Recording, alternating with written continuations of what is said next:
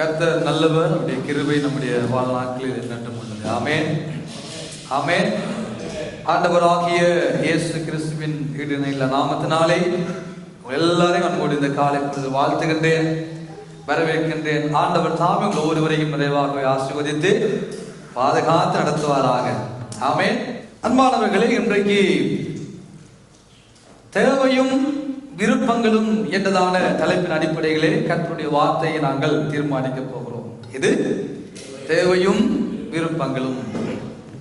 தேவை என்று சொல்லுகிற பொழுது ஒரு மனிதன் கட்டாயமாக தன் வாழ்க்கையில கொண்டிருக்க வேண்டிய அடிப்படை அத்தியாவசியமான ஒன்றாக இருக்கிறது. தேவை என்று சொல்லுகிற பொழுது நமக்கு தெரியும், பாடசாலைகளில் நாங்கள் படித்திருக்கிறோம், உணவு, உடை, உறையுள் என்பது நமக்கு தேவையான ஒன்றாக இருக்கிறது. ஆனால் விருப்பங்கள் என்று சொல்லுகிற பொழுது ஒவ்வொரு மனிதனுடைய உள்ளங்களிலும் எழுந்து வருகிறதான ஆசைகளாக அல்லது நாட்டமாக இருக்கிறது. எப்படி? தேவை என்பது அத்தியாவசியமான ஒன்று, ஆனால் விருப்பம் என்பது ஒவ்வொரு மனிதனுடைய உள்ளங்களிலும் எழுகின்றதான ஒரு நாட்டம்.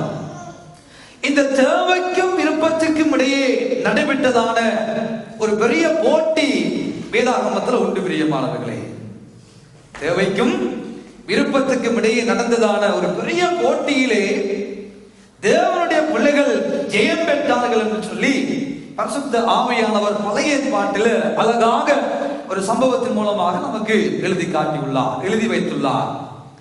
ஆகவே தானியேல் புஸ்தகத்தினூடாக இன்றைக்கு அந்த முதலாவது போட்டியிலே, தேவையும் விருப்பத்துக்கும் இடையே நடைபெற்ற முதலாவது போட்டியிலே தேவனுடைய பிள்ளைகள் எப்படி ஜெயம் பெற்றார்கள் என்ற காரியத்தினை இன்றைக்கு இந்த காலை வேளையில் நாம் சற்று ஆராய போகிறோம், அறிந்து கொள்ள போகிறோம். ஆண்டவர் நமக்கு உதவி செய்வாராக.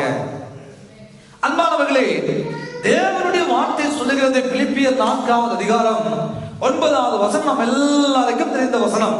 என்ன? நம்முடைய தேவன், என் தேவன் தம்முடைய ஐஸ்வர்யத்தின்படி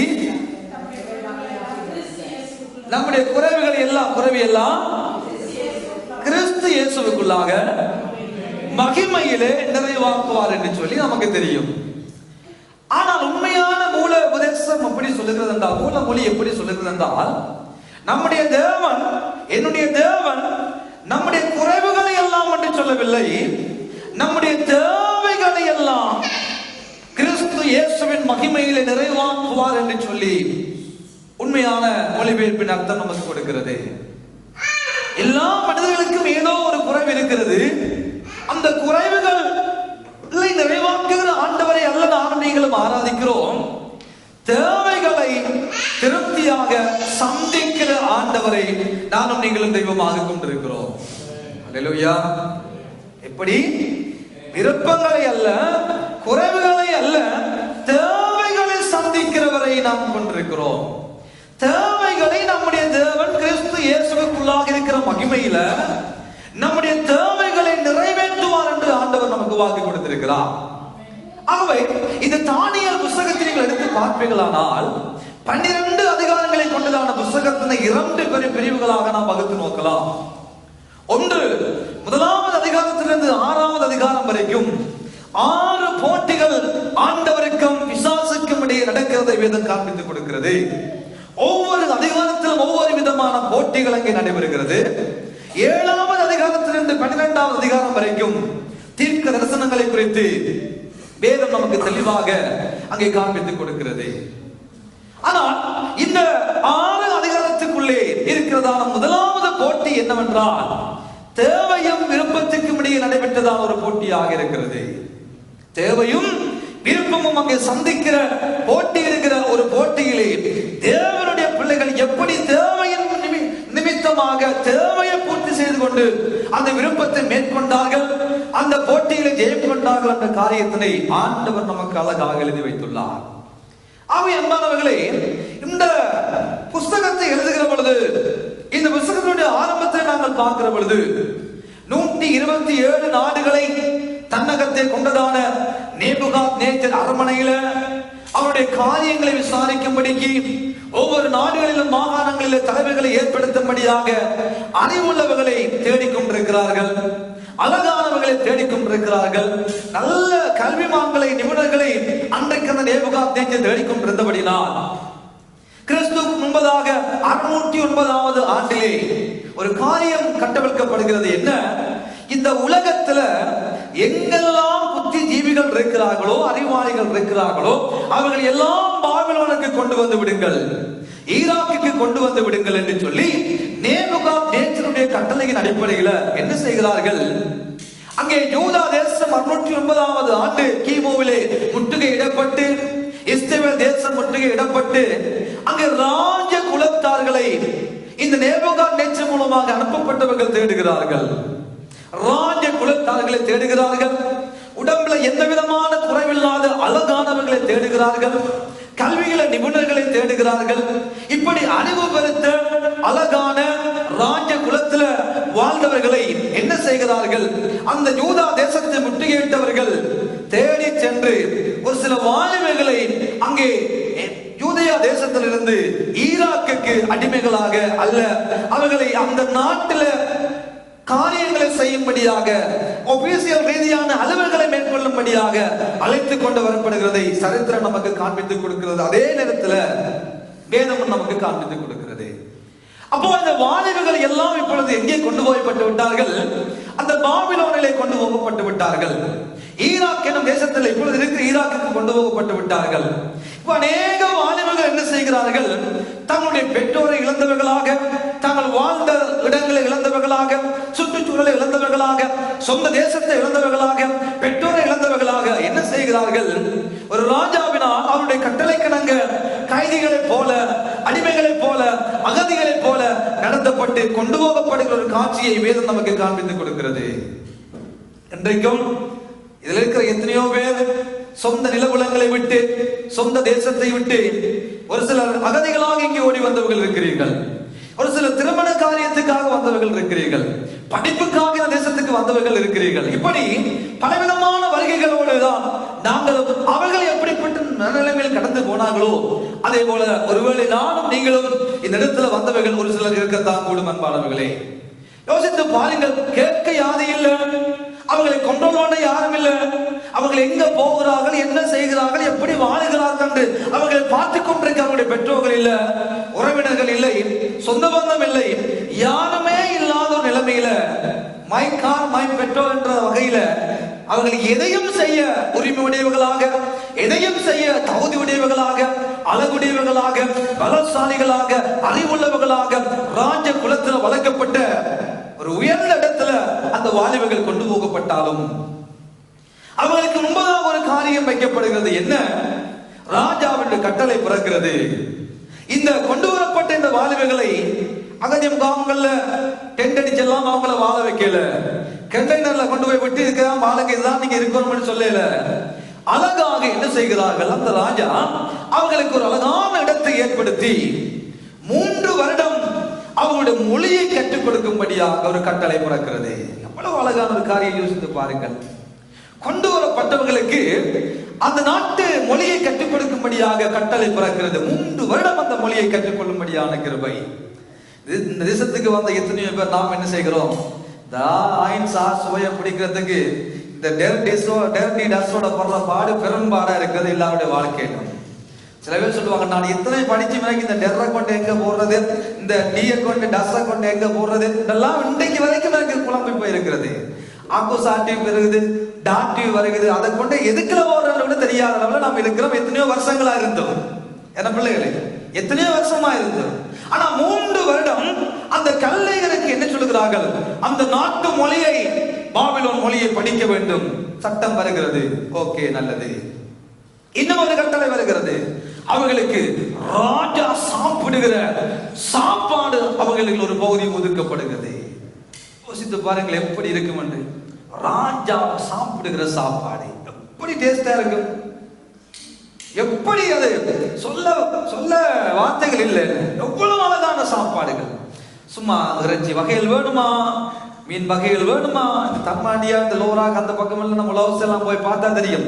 விதம் விதமா அடிக்க உருவாக்கி வைத்திருப்பார்கள். எதை சாப்பிடுவோன்னு நமக்கு சில நேரங்கள்ல தெரியாம போயிடும். எல்லாத்தையும் சேர்த்து வயிறு சொல்லும் போதும் போதும், வாய் சொல்லும் காணாது காணாது காணாது, எவ்வளவு தூரம் சாப்பிடணுமோ சாப்பிட்டுட்டு அதை கரைக்கிறதுக்கு கோலாவை குடிச்சா கொஞ்சம் நல்லா சமைக்கும் என்று சாப்பிட்டதுக்கு மேல கோலாவை ஊத்தி கொண்டு வந்த அனுபவங்கள் நமக்கு இருக்கிறது. சமைக்கிறதுக்காக வேண்டி இஞ்சி பிளண்டிய குடிப்போம், கோலாவை குடிப்போம்.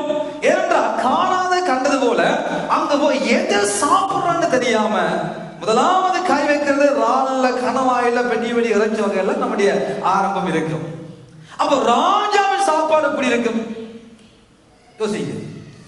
ராஜாவின் சாப்பாடு எப்படி இருந்திருக்கும்? இப்ப ராஜா சொல்லுகிறான், என்னுடைய நாட்டு மொழியை கற்றுக் கொடுங்கள், நல்லது 3 வருடம். அதே 3 வருடத்துல ராஜ சாப்பாடு கடந்து போக போகிறது. யோசித்து பாருங்கள், எப்படி ஒரு அழகான ஒரு காட்சி, எப்படி ஒரு அழகான சம்பவம். அந்த சம்பவத்தை கொண்டு வந்து கற்பனையில் கொண்டு வந்து பாருங்கள். ஒருவேளை ஆகதிகளாய் நாம் தேசத்துக்கு ஓடி வருகிற பொழுது நமக்கு இந்த நாட்டு அரசாங்கம் கட்டளையிட்டு இருக்குமானால், ராஜாக்கு சாப்பிடுற உணவை எல்லா அகதிகளுக்கும் கொடுங்கள். படிப்பே மண்டையில் இருக்காது நமக்கு. எப்படா 3 நேரம் டைம் பார்த்து கொண்டு இருந்திருக்கோம். எது கண்டைக்கு சாப்பிட, நாளைக்கு என்ன, இரவைக்கு என்ன, மத்தியானம் என்ன, எல்லாமே நாங்களே மெனுவை போட்டிருக்கோம். நல்ல காலம் அப்படி இல்லாதபடியா கர்த்தருக்கு ஸ்தோத்திரம். அப்போ எல்லா சாப்பாடுகளும் அவர் முன்பாக வைக்கப்பட்டிருக்கிறது. எல்லா குடிபானங்கள், எல்லா வாயின், எல்லா ஆல்கஹால், எல்லாமே எல்லாம் ராஜா சாப்பிடுகிற எல்லாம் விதம் விதமாக அழகழகாக வைக்கப்பட்டிருக்கிறது. இந்த சூழல்ல ஒரு வாலிபர்கள் தீர்மானத்தை எடுக்கிறார்கள். ஒரு குறிப்பிட்ட வாலிபர்கள், எல்லாரும் அல்ல, ஒரு குறிப்பிட்ட வாலிபர்கள் ஒரு தீர்மானத்தை எடுக்கும் முன்பதாக என்ன செய்கிறார்கள்? அழகான பெயர்களோடு அந்த வாலிபர்கள் போகிறார்கள். தானியேல் என்ற பெயர், அனனியா என்ற பெயர், மீஷாவேல் என்ற பெயர், அசரியா என்ற அழகான அர்த்தங்களுடைய யூத பெயர்களோடு அந்த வாலிபர்கள் போகிறார்கள். தானியேல் என்றால் என்ன? தானியேல் என்ற பெயருடைய அர்த்தம் தானியேல், காலேப் நாய், ஒத்னியேல் தேவனுடைய சிங்கம். அப்ப தானியேல் என்றால் கர்த்தருடைய நீதிபதியாகிய கர்த்தருடைய கொடை என்று சொல்லப்படுகிற தானியேல். நல்ல அர்த்தமுடைய பெயர், நல்ல அழகான பெயர். அனனியா என்ற பெயர், வா தேவன் கிருபை உள்ளவர், தேவன் கிருபை உள்ளவர். அனனியா என்ற பெயர் அழகான ஒரு பெயர். மீஷாவேல், தேவனுக்கு ஒப்பானவர் யார்? அழகான பெயர்களை அர்த்தமுடையது, அழகான அர்த்தமுடைய பெயர். அசரியா, கர்த்தர் பாதுகாப்பவர் என்ற அழகான பெயர்களோடு அங்கே பாபிலோனுக்கு கொண்டு போகப்பட்ட பொழுது தானியேலை பிடித்து கொண்டு வைத்து தானியேல் என்ற பெயரை மாற்றுகிறார்கள். என்ன பெயர்? பெல்தெசாத்சார். பெல்த் என்னும் சொல்லப்படுகிறான தெய்வத்தினுடைய பாதுகாப்பு என்று சொல்லி பெயரை மாற்றி கொண்டார்கள். முதலாவது.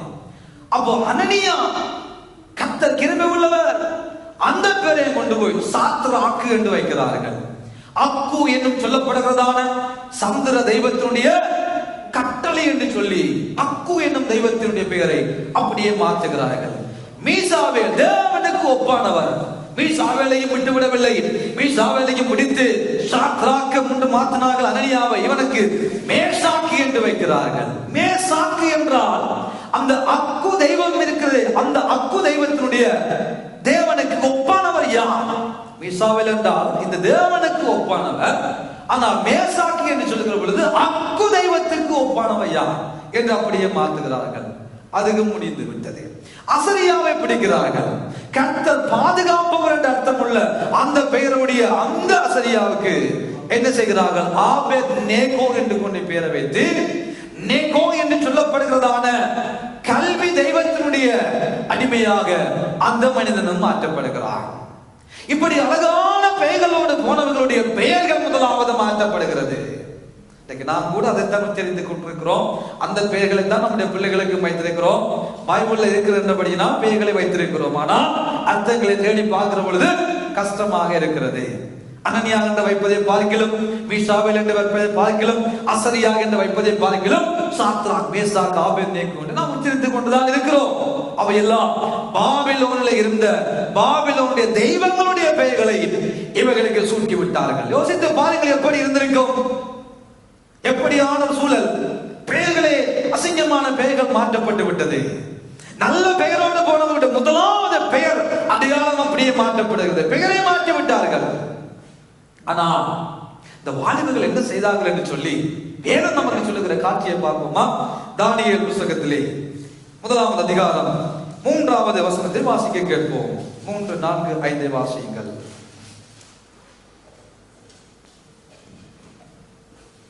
அப்பொழுது இஸ்ரவேல் புத்திரருக்குள்ளே ராஜ குலத்தார்களிலும் துறை மக்களிலும் யாதொரு மாசும் இல்லாதவர்களும் அழகானவர்களும் சகல ஞானத்திலும் தேறினவர்களும் அறிவில் சிறந்தவர்களும் கல்வியில் நிபுணரும் ராஜாவின் அரண்மனையிலே சேவிக்க திறமை உள்ளவர்களாகிய சில வாலிபர்களை கொண்டு வரவும் அவர்களுக்கு கல்தேயரின் எழுத்தையும் பாசையும் கற்றுக்கொள்ளவும் ராஜா தன் பிரதானிகளின் தலைவனுக்கு அஸ்பேனாசுக்கு கற்பித்தான்.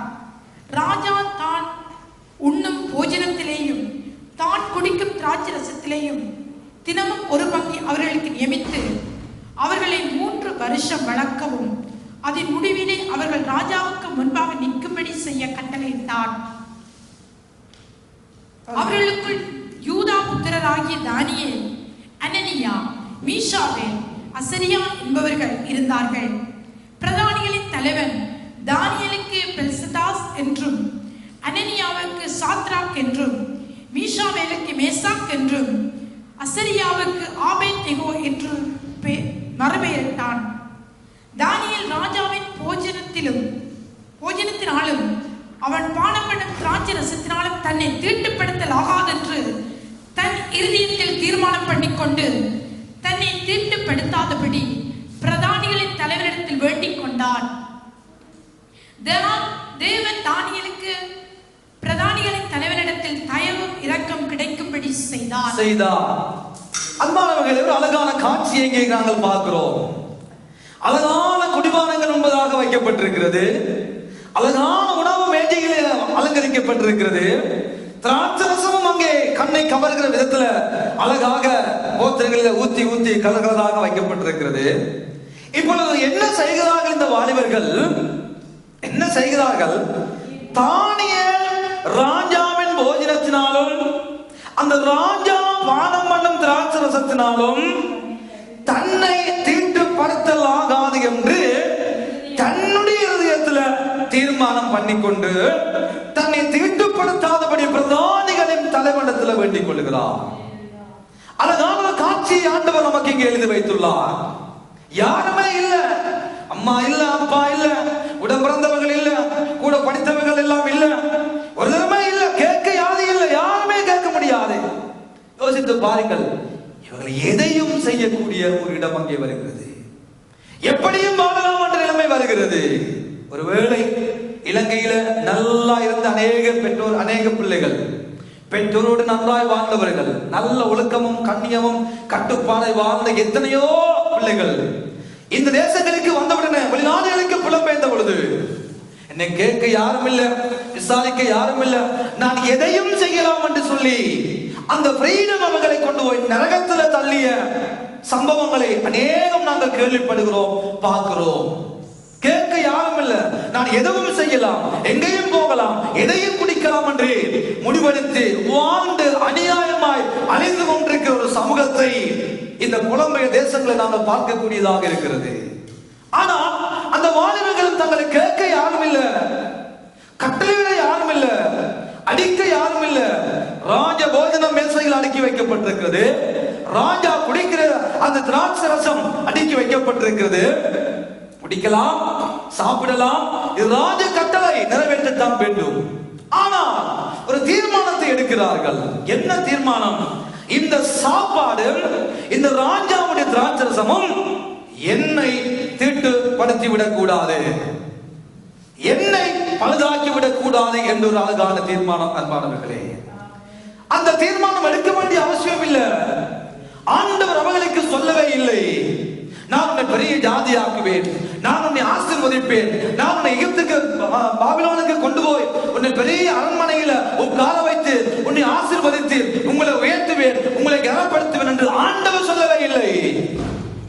ஒருவேளை ஆண்டவர் அப்படி சொல்லி இருப்பாரானால், ஒருவேளை ஆண்டவர் வாக்குத்தத்தம் கொடுத்திருப்பாரானால், அவர்கள் ஒருவேளை அந்த வாக்குத்தத்தம் நிறைவேற தாங்கள் முயற்சி எடுத்திருக்க கூடும் அன்பானவர்களே. ஆனால் வாக்குத்தத்தம் அவர்களுக்கு வரவே இல்லை. பாஸ்டர் கையை வைத்து அவர்களை குறித்து தீர்க்கதரிசனம் சொல்லப்படவே இல்லை. யாரோ ஒரு தீர்க்கதரிசி வந்து, அனனியாவே, அசரியாவே, மீசாவேலே, தானியேலே, உங்களை ஆண்டவர் பாபிலோனுக்கு கொண்டு போக போகிறார். நீங்கள் அடிமைகளாக கொண்டு போகப்பட போகிறீர்கள். உங்களுக்கு முன்னுக்கு ராஜ போஜனம் வைக்கப்பட போகிறது. உங்களுக்கு முன்னுக்கு ராஜா குடிக்கிற திராட்சரசம் வைக்கப்பட போகிறது. நீங்கள் அதை குடிக்காமல், நீங்கள் அதை பானம் பண்ணாமல், நீங்கள் அதை சாப்பிடாமல், நீங்கள் உங்கள் வாழ்க்கை உத்தமங்களாய் காத்துக் கொண்டால் என் தேவன் சொல்லுகிறார், உங்களை உயர்த்துவேன் என்று வாக்குத்தத்தம் கொடுத்தார்களா? யாராவது சொன்னார்களா? இல்லவே இல்லை. யாரும் சொல்லவில்லை. அவன் அம்மா அப்பா சொல்லி அனுப்பவே இல்லை. அவர்களோடு இருந்தவர்கள் சொல்லி அனுப்பவே இல்லை. அவர்களோடு சென்றவர்கள் அனைவருமே திராட்சரசத்தை குடித்தார்கள், சாப்பிட்டார்கள், ராஜ போஜனத்தை சாப்பிட்டார்கள். ஆனால் இவர்கள் தீர்மானம், இவர்களுடைய தீர்மானம், நான் இந்த போஜனத்தாலும் இந்த பானத்தாலும் என்னை தீட்டுப்படுத்தக் கூடாது என்ற இருதயத்தில் ஒரு தீர்மானம். இருதயத்தில் ஒரு நல்ல தீர்மானத்தை தானியேல் எடுக்கிறார். நான் இதனால் தீட்டுப்பட்டு விடக் கூடாது. நான் இந்த ராஜபோஜனத்தினால் என் வாழ்க்கை, என் குடும்பம், என்னுடைய காரியங்கள் தீட்டுப்பட்டு விடக் கூடாது என்பதில் தானியேல் முதலாவது நல்ல தீர்மானம் எடுக்கிற நிலைமைக்குள்ளே கடந்து போகிறார்.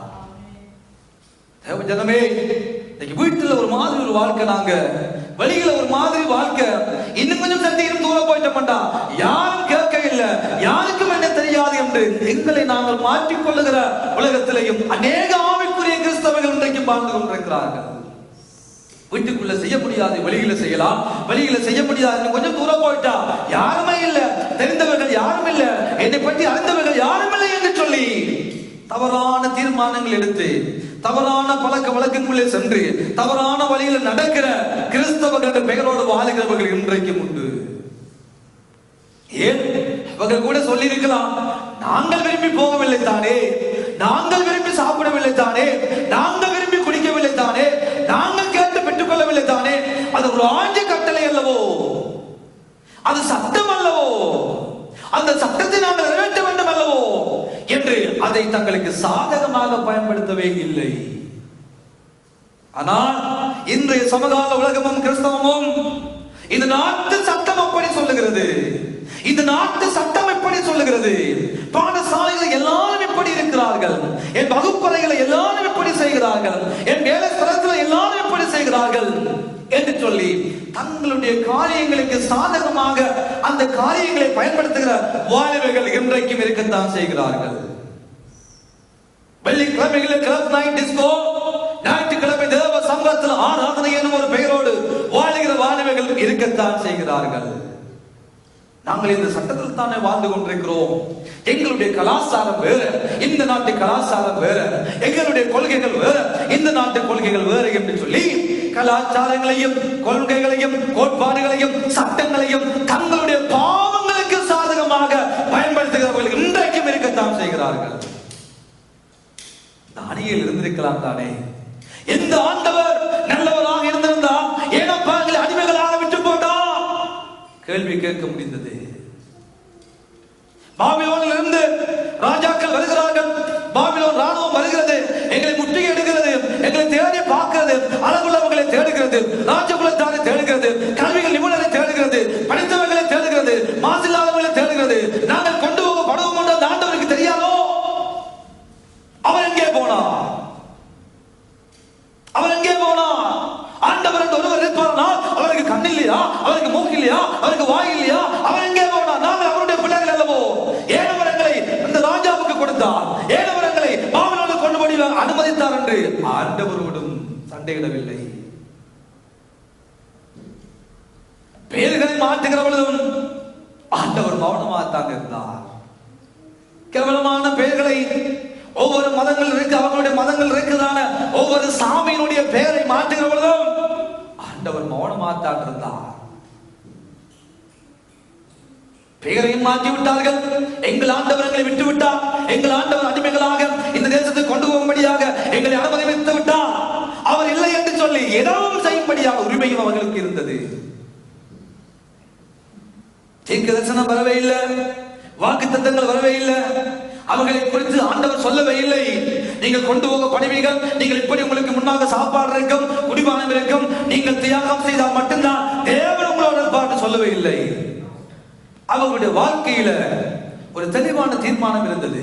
என்ன அந்த தீர்மானம்? உணவு அடிப்படை தேவையான உணவு தேவை. ஆனா ராஜபோஜனம் அது விருப்பம். தண்ணி தேவை, வைன் அது விருப்பம். வாழ்வதற்கு, நாங்கள் வாழுவதற்கு, நாங்கள் இந்த பூமியில ஜீவிப்பதற்கு, உயிரோடு இந்த உலகத்தில் வாழ்வதற்கு விருப்பங்கள் தேவையில்லை. தேவைகள் நம்முடைய வாழ்க்கையில தேவை. உணவு தேவை, உடை தேவை, உறைகள் தேவை. ஆனா ராஜபோஜனம் விருப்பம், திராட்சரசம் விருப்பம், அவங்களுடைய கலாச்சாரங்களுக்குள்ள இருக்கிற காரியங்கள் விருப்பம். தீர்மானத்தை எடுக்கிறார்கள். என்ன அந்த தீர்மானம்? சாப்பாடும் வேண்டாம், திராட்சரசம் உங்களுக்கு வேண்டாம். 2 காரணங்கள். ஒன்று, அவர்கள் பின்பற்றி வந்ததான அந்த கோஷேர் என்று சொல்லுகிறதான யூதர்களுடைய பழக்கத்தில் இருக்கிறான சாப்பாட்டு முறைகளை விட்டு நாங்கள் வெளியில போய்விடக் கூடாது என்ற ஒரு தீர்மானம். இஸ்லாமியர்கள் ஹலால் என்று சொல்லி சாப்பாடுகளை செய்து அவர்களுக்கு ஒரு முறையை வைத்திருப்பது போல யூதர்களுக்குள்ளும் கோஷேர் என்ற சாப்பாட்டு முறை இருக்கிறது. அவர்கள் ஒட்டகம், முதல, குதிரை, கழுதை இதெல்லாம் சாப்பிட மாட்டார்கள். இறால் சாப்பிட மாட்டார்கள். கனவா சாப்பிட மாட்டார்கள். விரிகுளம் உள்ள காரியங்களை சாப்பிட மாட்டார்கள். அவர்கள் வாழ்க்கையில பண்டி சாப்பிட மாட்டார்கள். ஒதுக்கி சில காரியங்களை வைத்திருக்கிறார்கள். கோஷேர் முறையான சாப்பாடு. இவர்கள் தீர்மானிக்கிறார்கள், நாங்கள் எங்க போனாலும் இந்த கோஷேர் என்ற சாப்பாட்டை விட்டு நாங்கள் வெளியில போய்விடக் கூடாது. முதலாவது தீர்மானம். 2வது, ஏன் அதை ஒதுக்கினார்கள்? 2வது, அவங்க சமைக்கிற பொழுது சில நேரங்களில், எல்லா உணவுகளையும் சில நேரங்களில் சில தேவதைகளுக்கு, சில தெய்வங்களுக்கு பலியிட்டு, சில தெய்வங்களுக்கு பூஜைகளை செய்து அந்த ராஜாவுக்கு சாப்பாடுகளை கொண்டு வருகிறபடினால் அந்த சாப்பாடுகளை எங்களை தீட்டுப்படுத்தி விடக் கூடாது என்ற ஒரு தீர்மானம். எது எப்படியாக இருந்தாலும் விருப்பங்களை ஒதுக்கி வைத்து விட்டவர்களாய் தேவைகளை கண்ணோக்குகிறார்கள். விருப்பங்கள் ஒதுக்கப்பட்டாயிட்டது. தேவை என்ன? ஒரு மனிதன் உயிர் வாழ்வதற்கு உணவு என்பது தேவை. அந்த உணவு பரப்பா இருக்கட்டும், அந்த உணவு கீரையா இருக்கட்டும், அந்த உணவு சாதாரண வரும் தண்ணீரா இருக்கட்டும், அதுதான் நமக்கு தேவை என்ற ஒரு தீர்மானத்தை மனதுக்குள்ளே கொண்டு வருகிறார்கள். ஆனால் வேதம் சொல்லுகிறது, தேவன், நம்முடைய தேவன் தம்முடைய ஐஸ்வர்யத்தின்படி நம்முடைய தேவைகளை கிறிஸ்து இயேசுவின் மகிமைக்குள்ள அவர் பூர்த்தி செய்வார், அவர் நிறைவேற்றுவார், அவர் தருவார். தேவன் நமக்கு வாக்கு கொடுத்திருக்கிறார். ஆனால் விருப்பங்களை குறித்து தெய்வம் பேசவே இல்லை. விருப்பங்களை குறித்து ஆண்டவர் பேசவே இல்லை.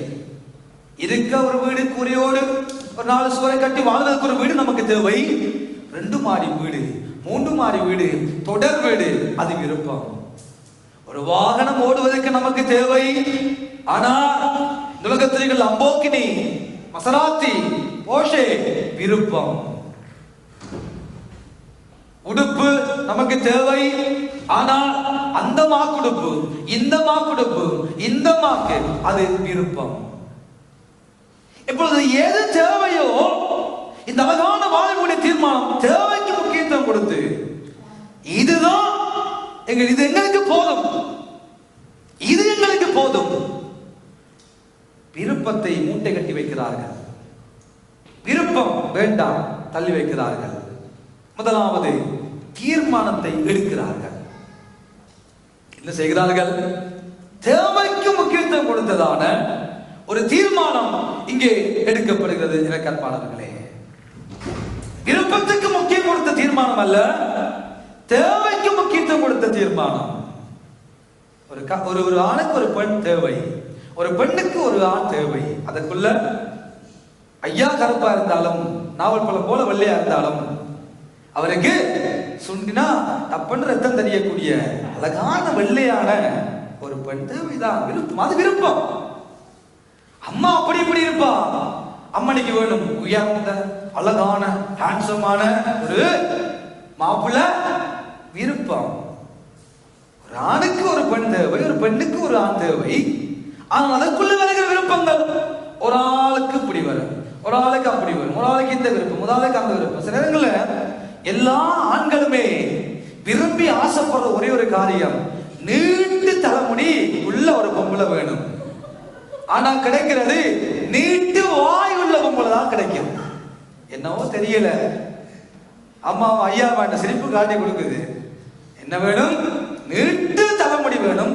ஆனா கிடைக்கிறது நீட்டு வாய் உள்ளது கிடைக்குது. என்னதான் செய்யறது? வாழத்தான் வேண்டும்.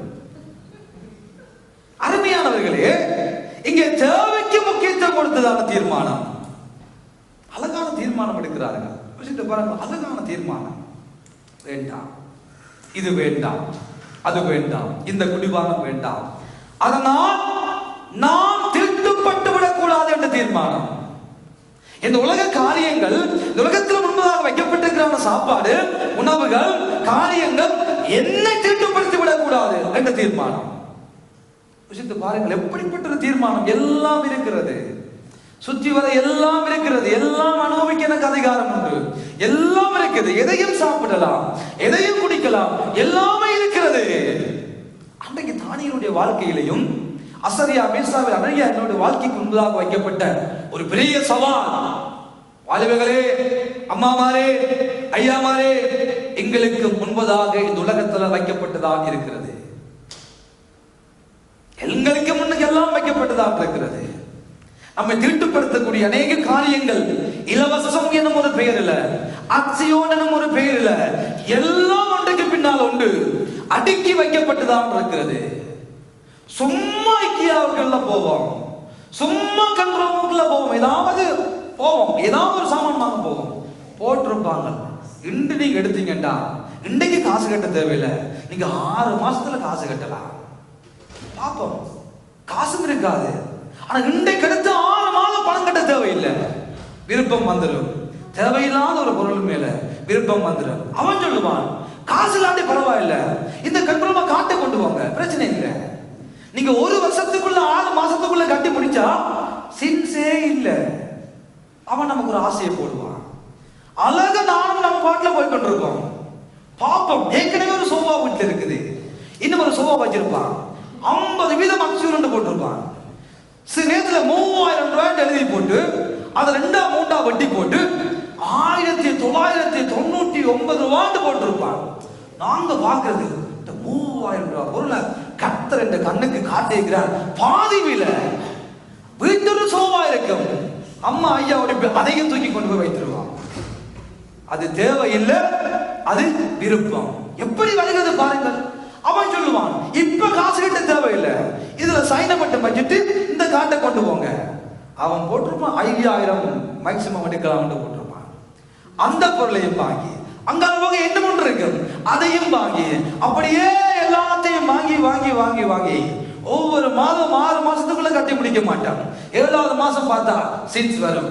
கட்டுவோம், கொஞ்சம் கொஞ்சமா வாங்குவோம், கட்டுவோம், வாங்குவோம், கட்டுவோம். இப்படி அநேகருடைய வாழ்க்கை விருப்பங்களில் ஓடிக்கொண்டிருக்கிறதை நமக்கு தெரியும்.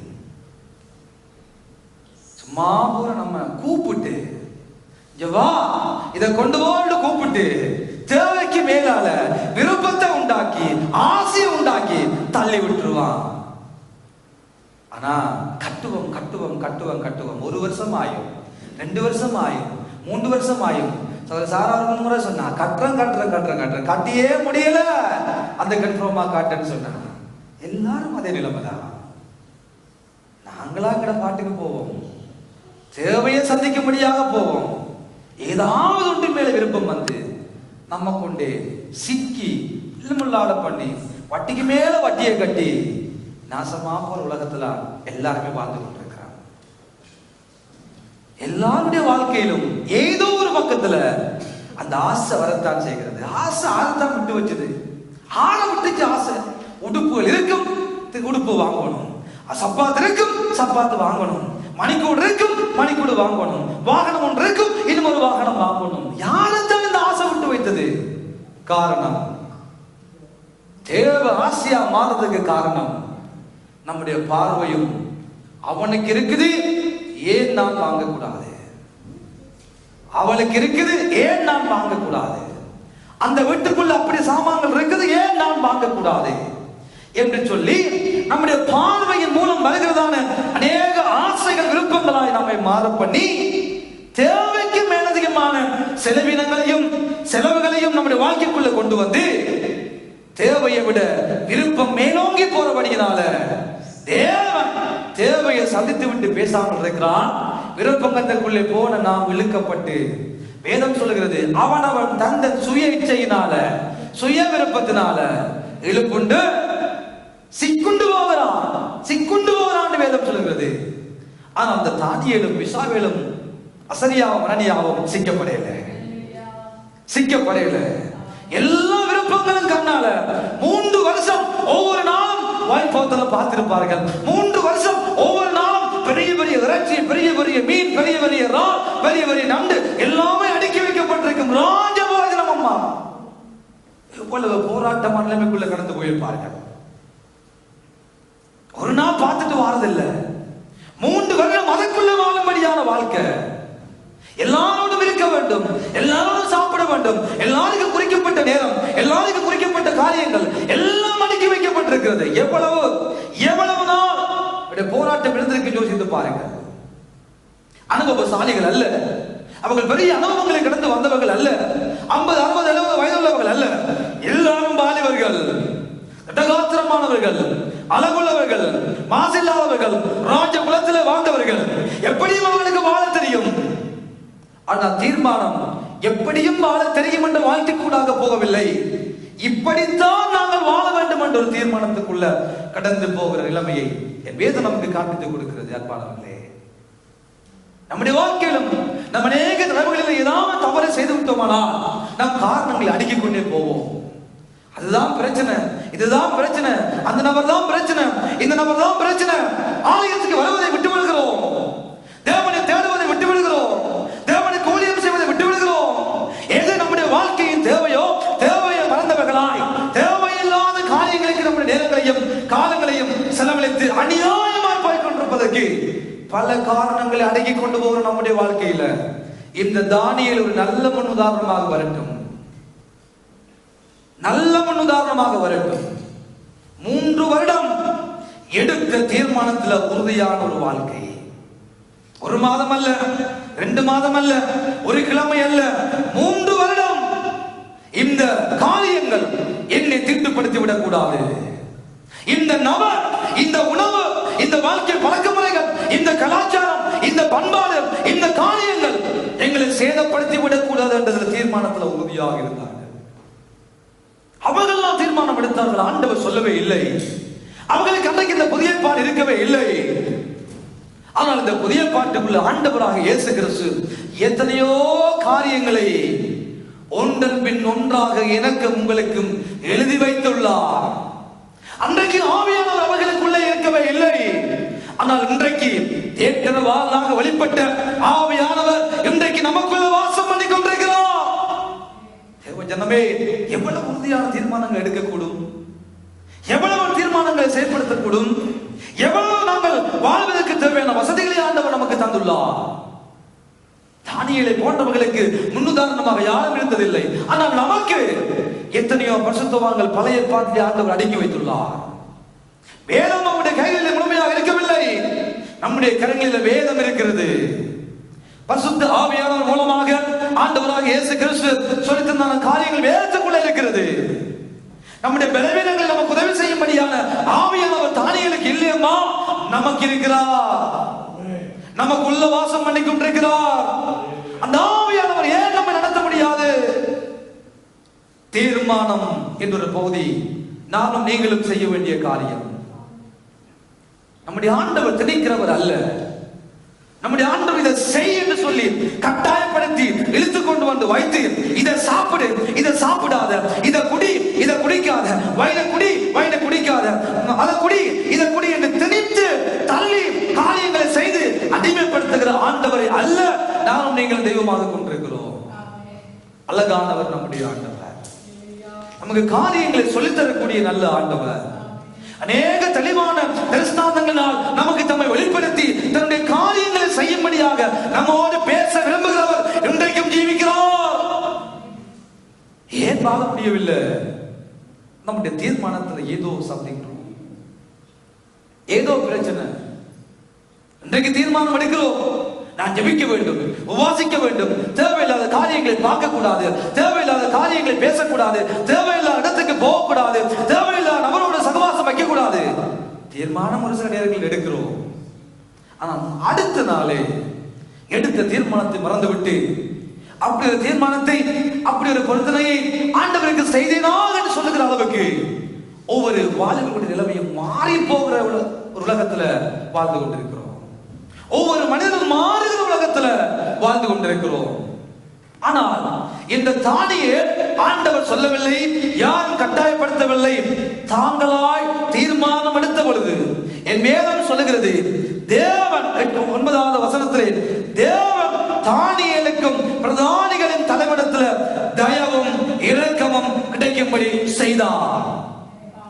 தீர்மானம் எடுக்கிற பொழுது நன்றாய் கவனியுங்கள், தெய்வம் கடந்து வருகிறார், தேவன் கடந்து வருகிறார்.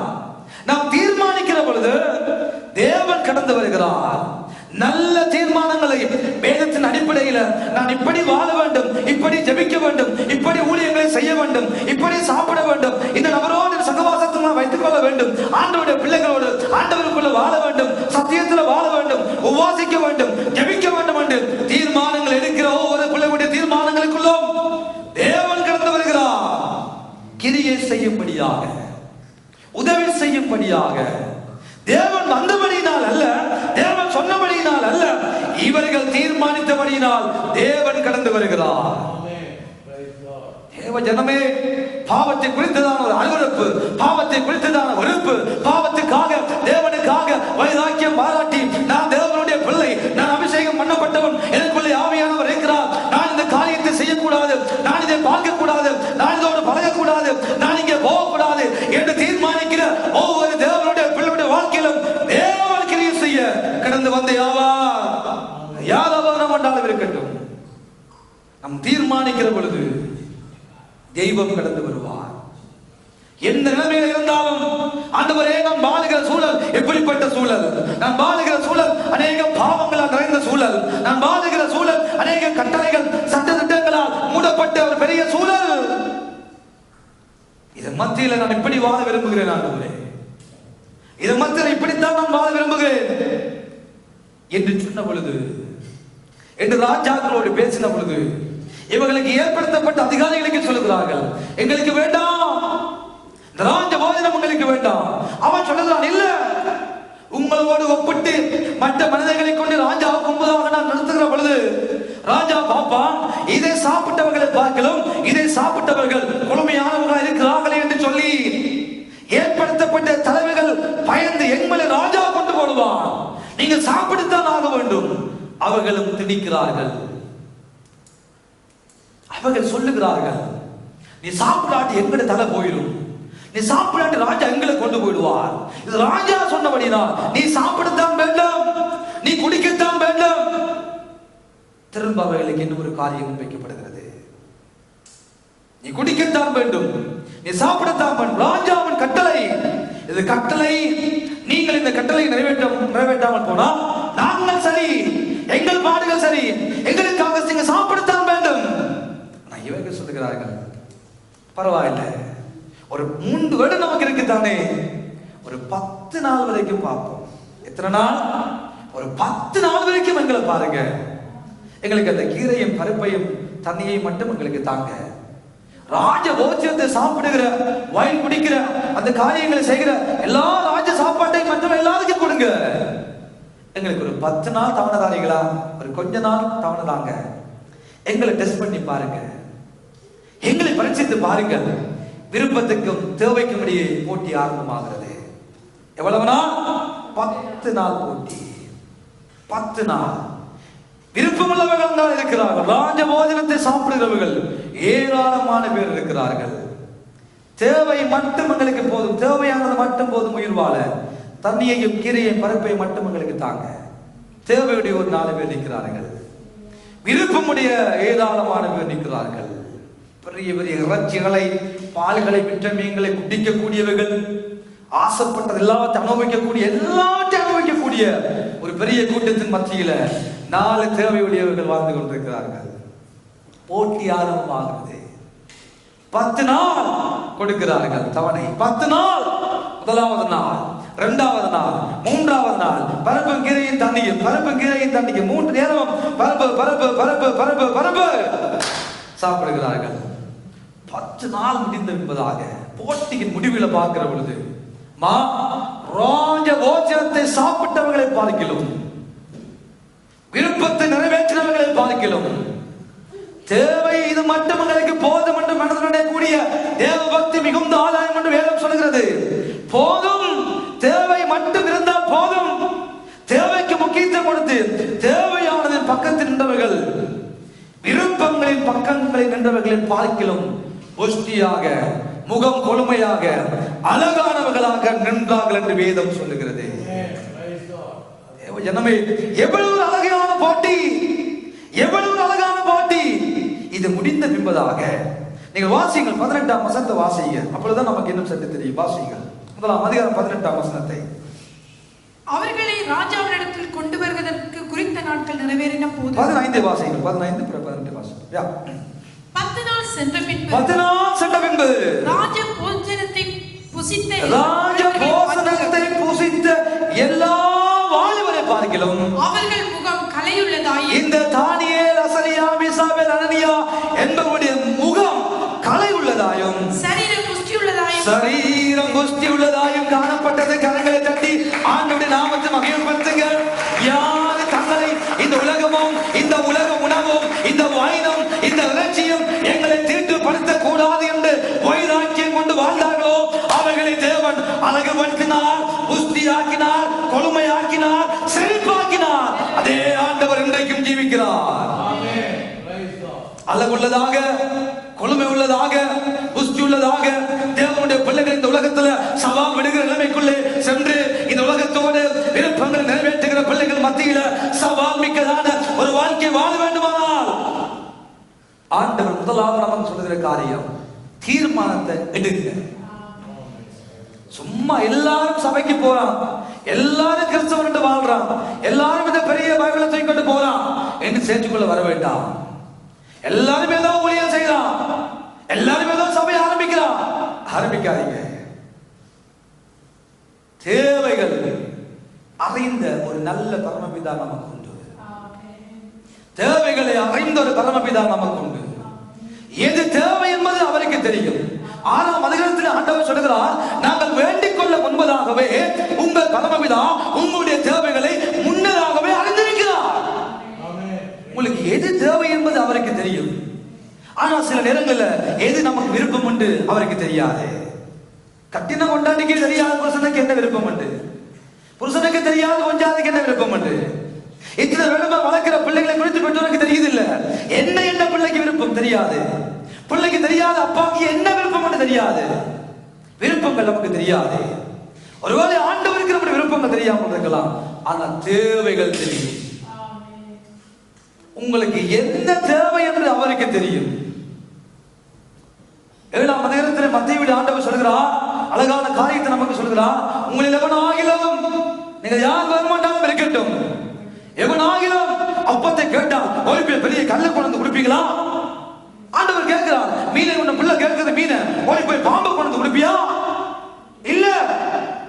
பொல்லாதவர்களாகி நீங்களே உங்கள் பிள்ளைகளுக்கு நல்ல ஈவுகளை கொடுக்க அறிந்திருக்கிற பொழுது நான் உங்களுக்கு கொடுக்க மாட்டேனோ உங்கள் தேவையை?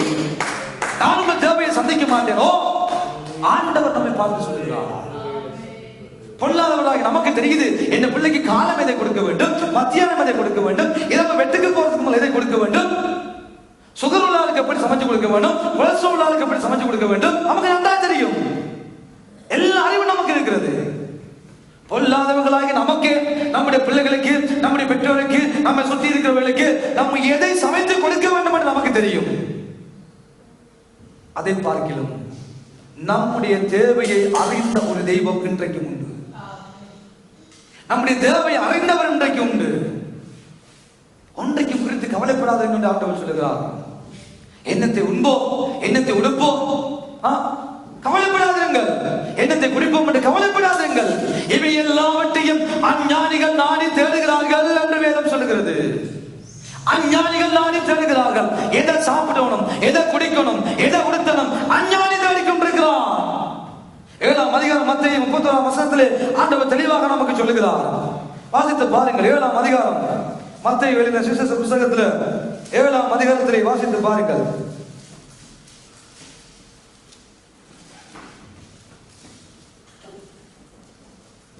அநேக காரியங்களை ஆண்டவர் இங்கு அடுக்கிக் கொண்டே போகிறார்.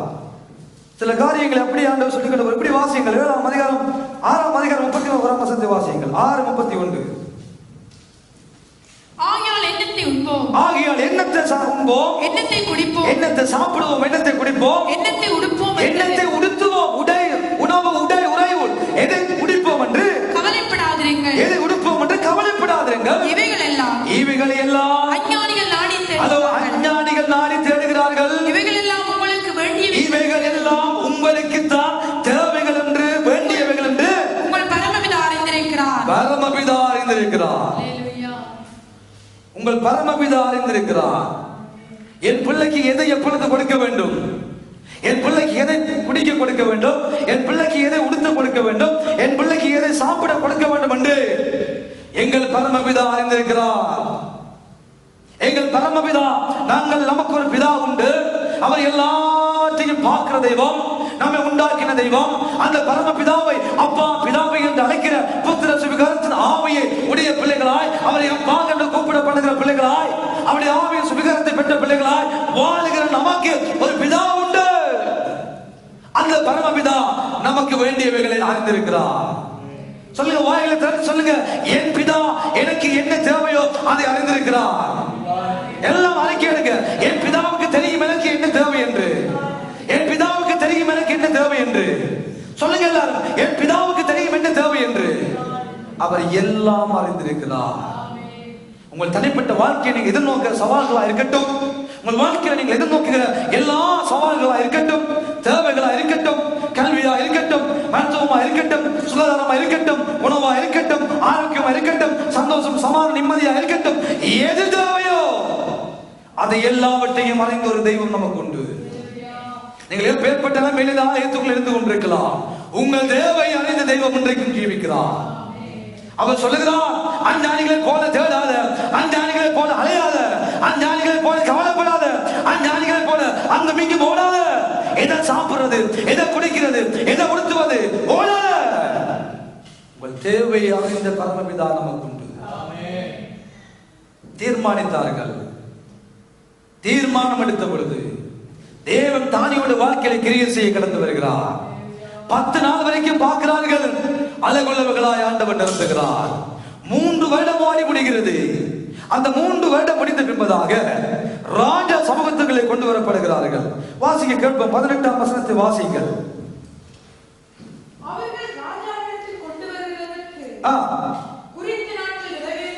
குறித்த நாட்கள் நிறைவேறின போது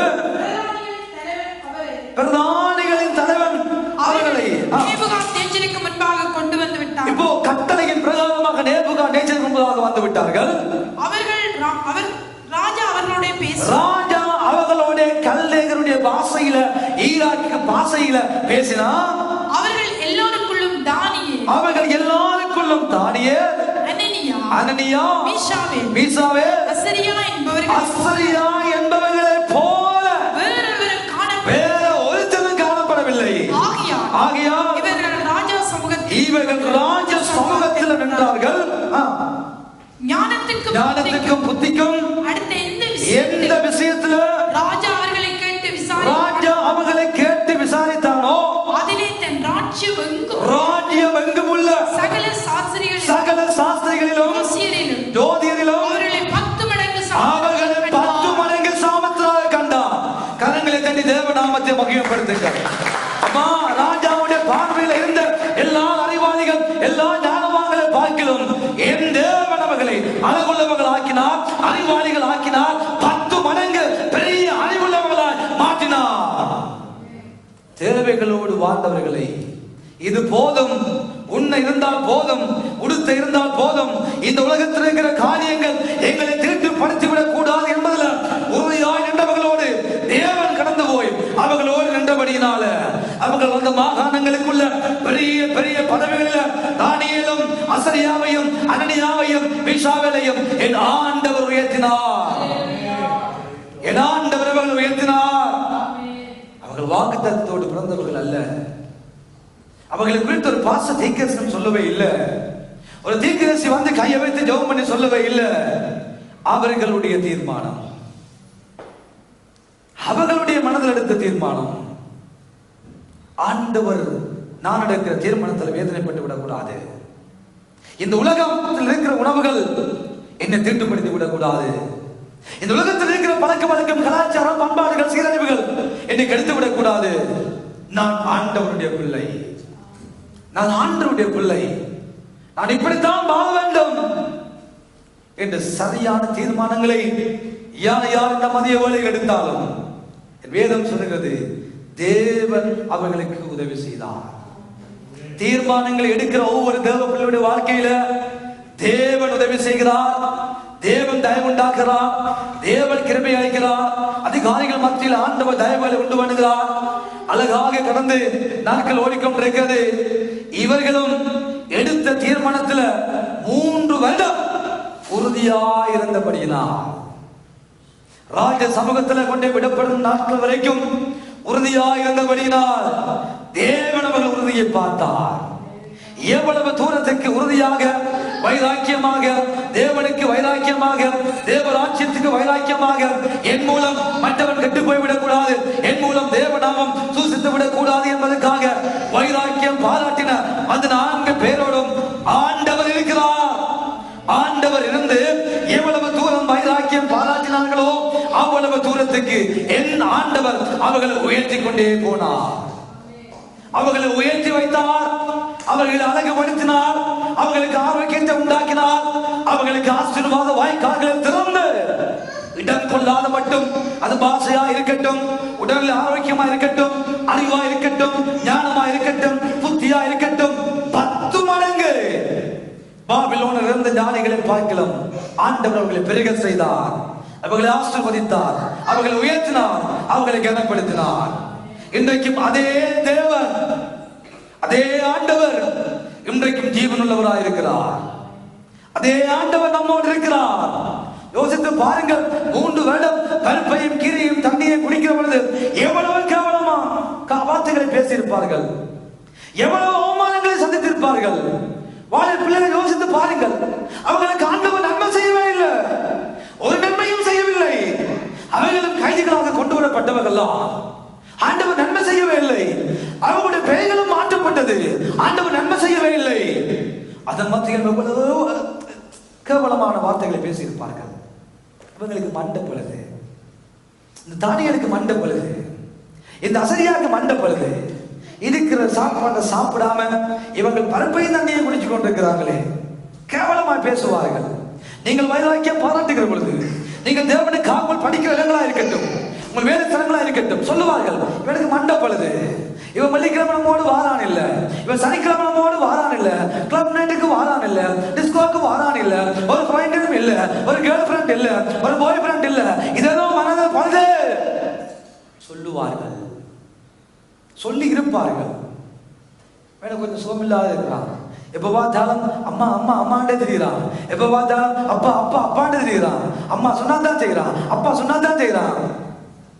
வேணும் கொஞ்சம் பிரச்சனை சொல்லுவார்கள். 3 வருஷம் யோசித்து பாருங்கள். ஒரே பருப்பை உங்களுக்கு கற்பனை கொண்டு பாருங்க. எல்லா சாப்பாடும் இருக்க, பருப்பை கீரையை தண்ணியை 3 நேரம் சாப்பிடுங்க. எவ்வளவு கேவலம், எவ்வளவு அவமானம், எவ்வளவு பேர் கிண்டல் பண்ணியிருப்பார்கள். ஆனா தீர்மானத்தை மாட்டல. நீ சொல்ற சொல்லிட்டு போ, நீ என்ன சொல்றியோ சொல்லையா, பிரச்சனை இல்லை. என்ன தீர்மானம்? இந்த உணவு என்ன தீட்டுப்படுத்தி விடக்கூடாது, அவ்வளவுதான். இந்த உலகத்தில் இருக்கிற பொருட்கள் என்ன தீட்டுப்படுத்தி விடக்கூடாது. இந்த சகவாசம் என்ன தீட்டுப்படுத்தி கூடாது. சாதாரணமான வாழ்க்கை, உணவு இருக்குதா போதும், உடை இருக்குதா போதும், உரைகள் இருக்குதா போதும். தேவைகளுக்கு முக்கியத்துவம் கொடுத்தவர்களாக தங்கள் வாழ்க்கை ஒரு வட்டத்துக்குள்ள வைத்துக் கொண்டிருந்த பொழுது தீர்மானத்தை எடுத்தவர்களால் மாத்திரமல்ல, அந்த தீர்மானத்தை நிறைவேற்றுகிற பொழுது தேவன் உயர்த்தினார். என் ஆண்டவர் அவர்களை ஆசீர்வதித்தார். பல பல மாகாணங்களுக்கு மேல் அதிகாரிகளாக ஏற்படுத்தி அவர்களை ஆண்டவருக்கு அனுப்படுத்தினார். இன்றைக்கும் அப்படிப்பட்ட கிருபை நம்முடைய ஆண்டவர் நம்முடைய வாழ்க்கையிலும் நிறைவேற்ற அவர் போதுமானவராய் இன்றைக்கும் இருக்கிறார். ஆகவே சூட்டுக்கு வேலை செய்கிற கிறிஸ்தவர்களாய் நாங்கள் மாறிவிடாதபடி, ஒரு சீசனுக்கு மாத்திரம் செயற்படுகிற கிறிஸ்தவர்களாய் மாறிவிடாதபடி, யார் இருக்கிறார்களோ யாரு போறார்களோ என்ன நம்ம சுற்றி நடக்குதோ அவை எல்லாவற்றையும் பார்த்து நாம் நம்முடைய தீர்மானங்களை மாற்றி விடாதபடி, எடுத்த தீர்மானத்தில் வைராக்கியமாய் உறுதியாய் நிற்கிற பொழுது தேவன் கிரியை செய்ய நம்மோடு கடந்து வருவார். ஒரு நாள் வரும் தேவன் நம்மை உயர்த்துவார். ஒரு நாள் வரும் தேவன் உங்களை கனப்படுத்துவார். ஒரு நாள் வரும் தேவன் உங்கள் மூலமாக அவருடைய நாமம் மகிழப்படும்படியாக கிருபை செய்வார். ஆகவே தேவைகளை அறிந்த நல்ல பரமபிதா, நம்முடைய தேவைகள் எல்லாம் அவருக்கு தெரியும். தேவையான நேரத்தில் தேவைகளை சரியாக நமக்கு சந்தித்து நம்மை சந்தோஷமாய் வாழ வைக்கக்கூடியவர் நம்முடைய ஆண்டவர் மாத்திரமே. ஆகவே அவரிடம் நம்முடைய வாழ்க்கை ஒப்புக் கொடுப்போம். விருப்பங்களை பார்க்கலாம் தேவைகளுக்கு முக்கியத்துவம் கொடுத்து, என் பிதா என் தேவையை அறிந்திருக்கிறார், அவர் எனக்கு செய்வார், அவர் எனக்கு சொன்னதை நிறைவேற்றுவார் என்று சொல்லி ஒரு தீர்மானத்துக்குள்ளாக கடந்து வந்து தேவ சமூகத்தை நாங்கள் அர்ப்பணித்து வாழ்கிற பொழுது தேவன் எங்களையும் உயர்த்தி எங்கள் மூலமாக உங்களுடைய நாமம் பலமாய் மகிமைப்படும் என்பதுதான் உண்மை அன்பானவர்கள். ஆகவே அந்த ஆண்டவர், தானியேலுடைய ஆண்டவர், அசரியாவின் ஆண்டவர், மீசாவேலின் ஆண்டவர், அனனியாவின் ஆண்டவர் தான் எங்களுடைய ஆண்டவர். ஆமென். அவர்களை ஆசீர்வதித்த அதே ஆண்டவர் எங்களையும் எங்கள் குடும்பங்களையும் எங்கள் பிள்ளைகளையும் எங்களுக்கு உண்டான எல்லாவற்றையும் ஆசீர்வதித்து பெருக பண்ணி அவருடைய நாமம் எங்கள் மூலமாக மகிமைப்படும்படியாக செய்வாராக. நாம் எழுந்திருப்போம் பிரியமான